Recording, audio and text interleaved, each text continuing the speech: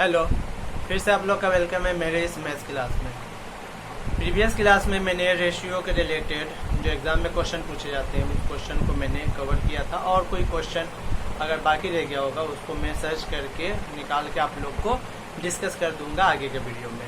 Okay, आज हम लोग डिस्कस करेंगे प्रोपोर्शन चैप्टर के बारे में। ओके, रेशियो के ही जस्ट फर्दर ये चैप्टर आता है, रेशियो का ही ये आगे का स्टेप है प्रोपोर्शन। ओके, पहले प्रोपोर्शन का मतलब समझ लीजिए। प्रोपोर्शन का मतलब क्या होता है? प्रोपोर्शन। ओके, पोर्शन मतलब होता है उसका कोई हिस्सा। अब प्रो मतलब उसी का आगे वाला हिस्सा, यानी उसी को बढ़ाया हुआ हिस्सा। ओके, अब यहाँ पर आपको क्लियर नहीं हो पा रहा, मैं पहले क्लियर कर दूं। मान लीजिए आपको 2 गिलास पानी ले रहे हैं, तो 2 गिलास पानी में आप 1 गिलास चीनी ले रहे हैं, शुगर ले रहे हैं। ओके, आप 2 गिलास वाटर ले रहे हैं, तो 1 गिलास आप क्या ले रहे हैं? शुगर ले रहे हैं। ओके, ये आपका रेशियो हो गया। ओके, ये आपका सिंपल रेशियो हो गया कि 2 और 1 का रेशियो है। अब आप बताइए, अगर गिलास को, अगर पानी को आप 4 गिलास करेंगे, यानी अभी 2 गिलास दे रहे थे तो 2 गिलास वाटर दे रहे थे, तो 1 गिलास शुगर दे रहे थे। अगर आप 4 गिलास यानी 4 गिलास वाटर देंगे तो आप शुगर कितना देंगे? तो आप क्या बोलेंगे कि 2 गिलास वाटर था तो उसमें 1 गिलास शुगर, तो 4 गिलास हो गया, यानी 2 गिलास करके 2 बार आया, तो ये भी क्या होगा? 1 करके 2 बार आएगा, यानी 2 में 1 बार, फिर 1 बार, 2 में 1 बार, यानी जब ये डबल हो गया तो ये भी क्या होगा? डबल हो जाएगा। ओके, तो यहाँ पर देखने की कोशिश कीजिए, यानी इसी रेशियो के हिसाब से वो बढ़ेगा, यानी जो क्वांटिटी होगा इसी रेशियो के हिसाब बढ़ेगा। ये नहीं कि आप इसको डबल कर दीजिएगा और इसको आप डबल नहीं कीजिएगा, है ना। इसको ट्रिपल कर दीजिए, आप ऐसा कीजिएगा, इसको 666 यानी 6 गिलास वाटर और 2 गिलास शुगर ले लेंगे, तो आपका प्रोपोर्शन नहीं होगा, यानी सही आपका जो ये रेशियो में जो आपको शरबत बन रहा था, यानी आपको कम लोगों के लिए बनाना है, 2 गिलास 1 गिलास चीनी डाल के, मान लीजिए ज्यादा लोग आ गए तो उसके लिए आपको जो क्वांटिटी लेने पड़ेगा, अगर 6 गिलास वाटर और 2 गिलास चीनी ले रहे हैं तो आपका गलत हो जाएगा। जब इसको आप ट्रिपल कर रहे हैं तो इसको भी आपको ट्रिपल करने पड़ेगा, अगर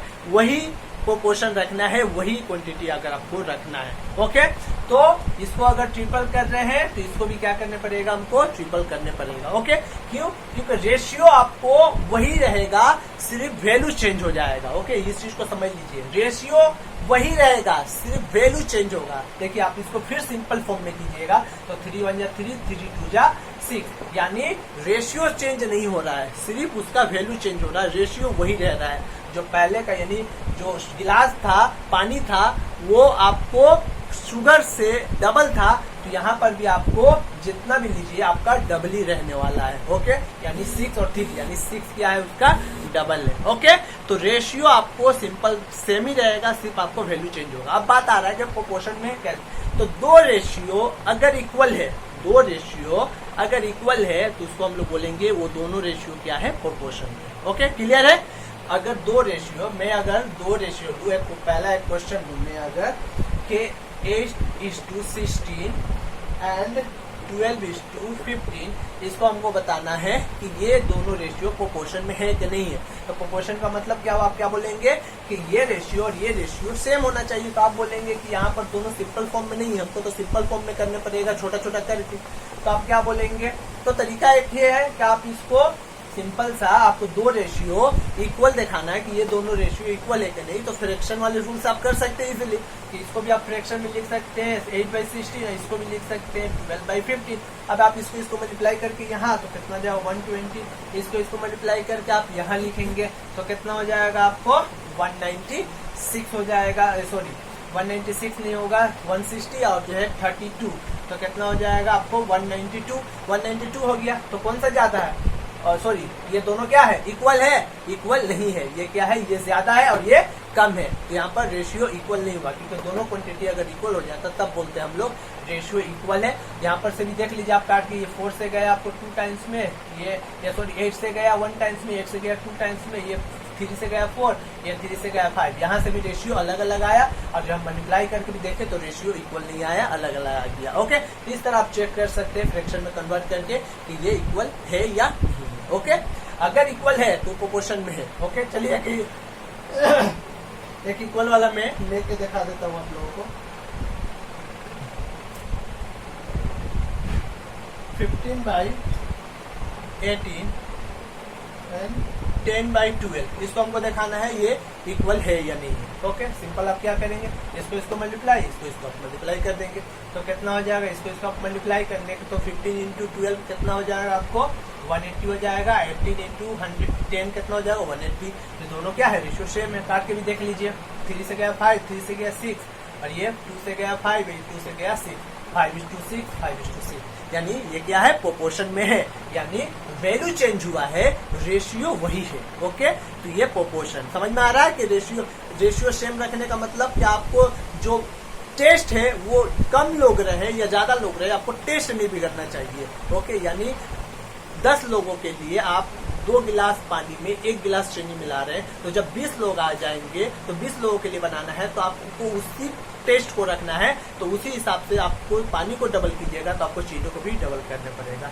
ओके, तो इसको बोला जाता है प्रोपोर्शन, यानी 2 रेशियो इक्वल है तो हम लोग बोलेंगे वो प्रोपोर्शन में है। अब क्या बोलता है कि x/4 = 6:8। ओके, बोल देता है यहाँ पर कि x/4 या 6:8, यानी ये दोनों रेशियो इक्वल है, यानी ये चारों क्या है, प्रोपोर्शन में। ओके, यानी 1:2 और 3rd:2। देखिए 4 नंबर अगर बोलेगा आपको प्रोपोर्शन में, मान लीजिए 4 नंबर है 2, 4, 8, 16, 4 नंबर अगर आपको बोल रहा है प्रोपोर्शन में है, इसका मतलब ही हुआ कि पहला इस्टू दूसरा इक्वल टू तीसरा इस्टू चौथा, यानी फर्स्ट और सेकंड का जो रेशियो होगा वो इक्वल होगा थर्ड और फोर्थ का। इसका मतलब ही हुआ 4 अगर नंबर दिया हुआ है तो ओके, तो यहाँ पर दिया हुआ है ये प्रोपोर्शन में। ओके, तो हमको क्या करना है, एक का वैल्यू निकालना है। आप बोलेंगे अच्छा इसका और ये रेशियो दोनों सेम है तो क्या होगा, ये x/4 और ये 6/8, इसको लिख सकते हैं, सिंपल है। अब आपको क्या निकालना है, x का वैल्यू निकालना है, तो आप क्या बोलेंगे, x का वैल्यू निकालना है तो इसको इस तरफ लेके जाएंगे, तो 6 × 4 8, या डायरेक्ट इसको यहाँ से भी काट सकते थे, सिंपल था। अब डायरेक्ट यहीं से देखिए कैलकुलेशन भी आप इजी कर सकते हैं। 4 से ये 2 टाइम्स में गया, नीचे नीचे कट गया, इक्वल का साइन है तो नीचे नीचे कट जाता है, ऊपर ऊपर कटता है तो ऊपर 1 से, तो यहाँ तो कटेगा नहीं, नीचे नीचे 4 और 2 8 कट गया, तो यहाँ से फिर 2 से ये 3 कटेगा ऊपर नीचे, तो कितना हो जाएगा x = 3। तो आप क्या बोलेंगे, x का वैल्यू 3 है। ओके, यानी 3:4 और इसको भी जब काटिएगा तो आपको 3:4 आ जाएगा। ओके, यानी x का वैल्यू यहाँ पर कितना होगा, 3 होगा। ओके, क्लियर है। चलिए आइए नेक्स्ट क्वेश्चन पर हम लोग चलते हैं। नेक्स्ट क्वेश्चन दिया हुआ है 9, 12, x and 8 are in proportion.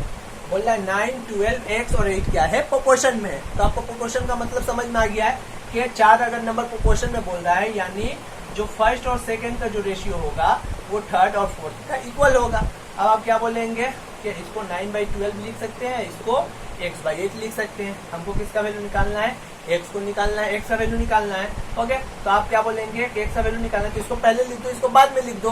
Okay, जैसे मन करेगा वैसे कर सकते हैं आप, या इसको मल्टीप्लाई करके इसको मल्टीप्लाई करके भी आप लिख सकते हैं। ओके, आपको आंसर किसी भी तरीके से कीजिए, आपको आंसर आ जाएगा जो आपको इजी लगे। ओके, इस क्वेश्चन के लिए आप सिंपल क्या करेंगे, ये करेंगे तो क्या होगा, फिर इसको इस तरफ लाने पड़ेगा। आप सिंपल क्या करेंगे कि इसका मल्टीप्लीकेशन और इसका मल्टीप्लीकेशन दोनों इक्वल होगा, उसी हिसाब से वही आएगा। देख लीजिए, इसको मल्टीप्लाई कीजिएगा तो x × 12 = इसको मल्टीप्लाई करने से 9 × 8। तो देखिए जब हम फ्रैक्शन में करके करेंगे तो वही वैल्यू आएगा। देखिए x × 12 = 9 × 8। देखिए, तो ये जो फ्रैक्शन में हम ना करके डायरेक्ट इस तरह भी लिख सकते हैं, फर्स्ट इंटू लास्ट और सेकेंड इंटू थर्ड। ओके, यहाँ से क्या हो जाएगा, x = 9 × 8/12, ये 4 से गया 2, ये 4 से गया 3, ये 3 से गया 3, यानी x = कितना आ गया 6, यानी x का वैल्यू कितना हो गया हम लोग का 6 हो गया।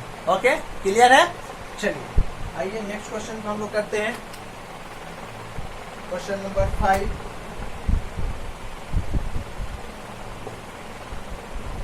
अगर फर्स्ट नंबर आपको दिया हुआ है 9, तो ये उसी टाइप का क्वेश्चन है। फर्स्ट नंबर दिया हुआ है आपको 9, थर्ड नंबर दिया हुआ है आपको 8, अब फोर्थ नंबर आपको दिया हुआ है 24। तो बोल रहा है कि आप सेकंड नंबर निकालो, सेकंड नंबर क्या होगा।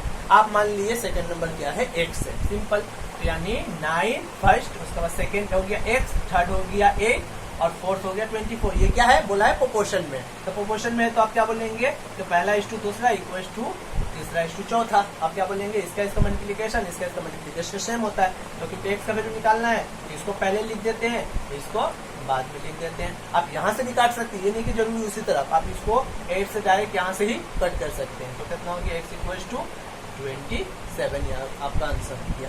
ओके क्लियर है, देख रहे हैं इजिली आप प्रोपोर्शन को पता कर सकते हैं, वहां से वैल्यू निकाल सकते हैं किसी भी प्रोपोर्शन का क्वेश्चन दिया है। ओके अब इससे रिलेटेड जो कंटिन्यूड प्रोपोर्शन है या इससे रिलेटेड जो लैंग्वेज बेस्ड एग्जाम बेस्ड जो क्वेश्चन आते हैं जो स्कूल के एग्जाम में और कॉम्पिटिटिव एग्जाम में आते हैं, सारे क्वेश्चन को मैं नेक्स्ट वीडियो में डिटेल्स के साथ उसको प्रैक्टिकली कॉन्सेप्ट के साथ आप लोग के साथ क्लियर करूंगा। समझते रहिए, अपने आप को बेटर और इंटेलिजेंस बनाते रहिए। Okay thank you so much for watching.